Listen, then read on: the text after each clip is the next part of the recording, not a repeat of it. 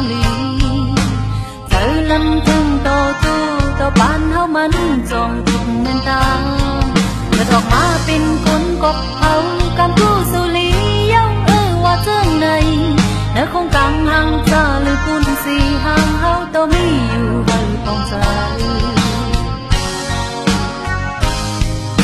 có vay pin tăng khất thành trên cầu này mi tăng ngâm hàng lì giờ thiên du mà na pin cú ya mẫn tròn thùng nên ta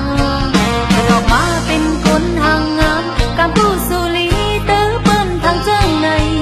nếu không càng hàng ly nơi cuốn xì hàng hao to yang mi quay tăng nằm đẹp pin cuốn răng má âm bài đất này đáng trâu nào tai hài lai mi hàng hàng răng to hàng hao lời tu khí ngoan nhau quanh đẹp bờ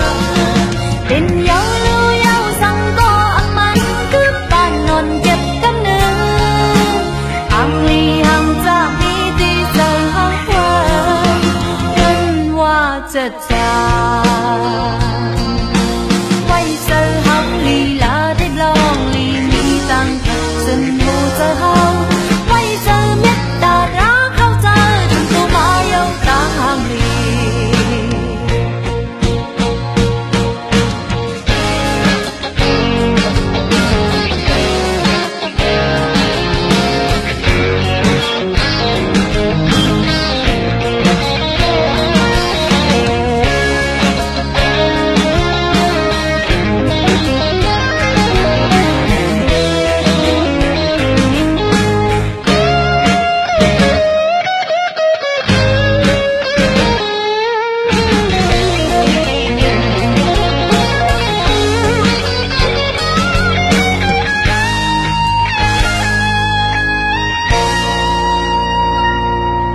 hoa quay bên tăng khất thành trong cầu này mi tăng ngắm hàng lì